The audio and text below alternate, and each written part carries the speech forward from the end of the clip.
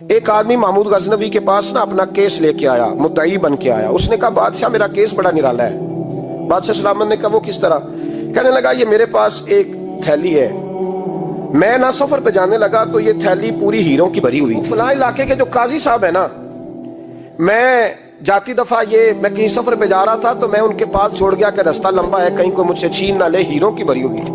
کچھ دنوں کے بعد میں واپس آیا ہوں، قاضی صاحب نے مجھے تھیلی واپس کی ہے تو اس میں ہیروں کی بجائے کھوٹے سکے نکلے.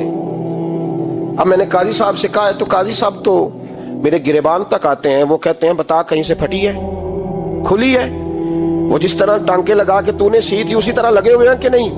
وہ حضور لگے بھی بالکل اسی طرح ہے، نہ پھٹی ہے نہ کھلی ہے. اب میں لٹ گیا ہوں، میری کل عمر کی کمائی ضائع ہو گئی، کھوٹے سکے کہاں اور ہیرے کہاں؟ تو مہربانی کریں.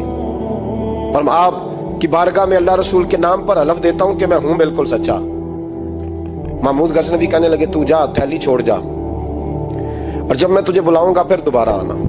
وہ شخص چلا گیا. محمود غزنوی اٹھے، دربار برخاست کیا، لوگوں سے کہنے لگے چلے جاؤ، میں 3 دن کے لیے سیر کرنے جا رہا ہوں، 3 دن کے بعد لوٹوں گا. اکیلے جب رہ گئے نا محمود دربار میں تو محبوب نے چھری منگائی. وہ جس تخت پہ بیٹھتے تھے وہاں گدا بچھا ہوا تھا، یہ گدا پڑا ہے نا، وہ گدا بچھا ہوا. تو محمود نے چھری کے ساتھ اس کو پھاڑ ڈالا اور چھری جیب میں رکھی نکل گئے. کہنے لگے میرے بعد کوئی میرے دربار والے احاطے میں داخل نہ ہو. محمود چلے گئے. اب وہ صفائی کرنے والا جب آیا نا، اس نے آ کے دیکھا تو گدا تو پھٹا ہوا ہے. اس نے شور ڈال دیا، پہرے دار بھی آ گئے، فلاں صاحب بھی آ گئے، فلاں صاحب. اس نے کہا وہ خدا کے بندو، اس کا گدا پھٹ گیا ہے، وہ تو مار ڈالے گا. اس نے کہا تھا سوائے صفائی اور نگرانی والے کے دوسرا آئے کوئی نہ، اور یہاں آیا بھی کوئی نہیں. پہلے دن ہی پھٹا ہوا ہے تو لٹکا دے گا سب کو، کیا کریں؟ شور ہو گیا، سارے دربار کے ملازمین اکٹھے ہو گئے. ایک بندہ بولا، کہنے لگا فکر نہ کرو، میں کیسے بندے کو جانتا ہوں، اس طرح سیے گا کہ جس نے پھاڑا ہوگا اسے بھی پتہ نہیں چلے گا کہاں سے پھٹا تھا. ایسا بہترین رفو کرے گا کہ پتہ بھی. اس نے کہا یار ہم سارے 1 مہینے کی تنخواہ دیتے ہیں، تو بندہ بلا. وہ بلا لیا اس کو، اس کا نام محمد رفوگر تھا. وہ آیا، اس کو گدا دکھایا، اس کا یار اس طرح سینہ پتہ نہ چلے. اس نے کہا فکر ہی نہ کرو، میں بڑا کاریگر ہوں. بڑے بڑے کاریگر لوگ نہیں ہمارے ملک میں پائے جاتے، کوئی نشان چھوڑتے ہیں پیچھے بڑے. احمد رفوگر کہنے لگا اس طرح سیوں گا کہ پھاڑنے والے کو بھی پتہ نہیں. ان کا پیسے لے یار تو سی دے. اس نے سی دی. اگلے شام ہی لا کے بچھا دیا گدا. تیسرے دن بادشاہ سلامت آئے، آ کے پہلی نظر گدے پہ ڈالی. اس نے بلایا سب ملازمین کو، کہا کس نے سیا ہے؟ کہا جناب کیا ہوا؟ کہا یہ پھٹا ہوا تھا. کس نے؟ کہا نہیں پھٹا ہی نہیں. وہ کہنے لگے بنو بات میں خود پھاڑ کے گیا تھا، تو بتاؤ صحیح سیا کس نے ہے؟ کہا جناب آپ پھاڑ کے گئے تھے تو بتایا کیوں نہیں؟ فرمانے لگے اسی لیے تو بتایا نہیں تھا کہ تم خود تحقیق کر لو. بلاؤ بتاؤ سیا کس نے. تو بلا لیا. احمد رفوگر آ گیا. اس کو جب بلا کے سامنے بادشاہ کھڑا کیا، کہا بھائی تم نے سیا ہے؟ کہنے لگا حضور آپ کے سارے ملازم کٹھے ہو کے آئے تھے، میری غلطی کوئی نہیں. کہا نہیں یار تو بڑا کاریگر ہے، میں نے اپنے ہاتھ سے پھاڑا تھا پر مجھے بھی نہیں پتا چل رہا کہاں سے پھٹا تھا. اچھا یہ بتا یہ تھیلی جو ہے یہ بھی تو نے سی تھی؟ اس نے کہا جی آپ کے خادم کا ہی کارنامہ ہے، وہ فلانے علاقے کے قاضی صاحب آئے تھے، اس میں سے ہیرے نکال کے تو کھوٹے سکے بھرے تھے، تو مجھے بھی تھوڑا سا حصہ ملا تھا. محمود نے سارے گواہ بھی اکٹھے کر لیے، ثبوت بھی اکٹھے کر لیے.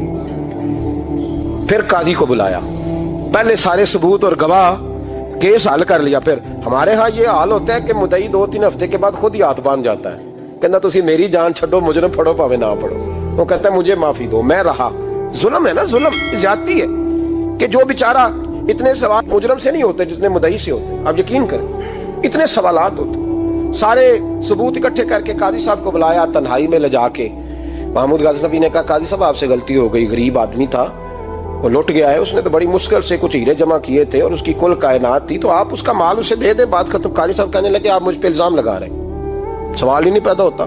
آپ میری داڑھی دیکھیں، آپ میرا اعزاز دیکھیں، دنیا جانتی ہے میں اس کا. قاضی صاحب انسان بھول ہی جاتا ہے، بندہ بھول جاتا ہے، غلطی ہوگی مال نے. کہا نہیں سب. کہا میں تنہائی میں پوچھ رہا ہوں، میں اس وقت پوچھ رہا ہوں جب دوسرا موجود کوئی نہیں. آج توبہ کر لے، میں کچھ نہیں کہوں گا، تو میری زبان پہ اعتبار کر، تجھے پتا ہے میں جو کہتا ہوں اس پہ عمل بھی کرتا ہوں، باز آ جا. پر قاضی نے کہا نہیں میری غلطی کوئی نہیں.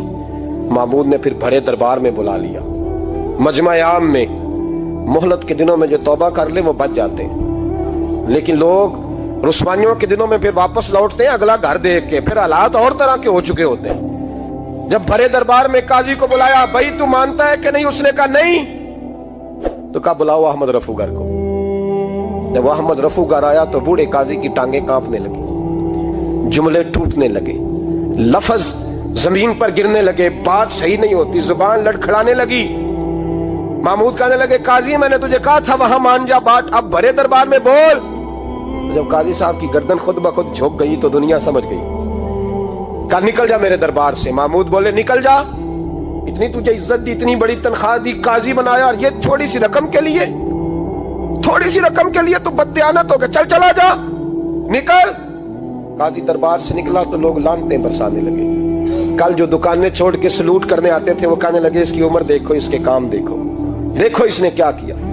घर गया, बच्चे जिनके लिए पाप कमाया था, जिन्हां लिए तू पाप कमाए हुन किथे नहीं हो तेरे घर दे, वो बच्चे कहने लगे अब्बा जी हम तो स्कूल मदरसा जाने के काबिल नहीं रहे, उम्मीद थी कि बीवी साथ देगी।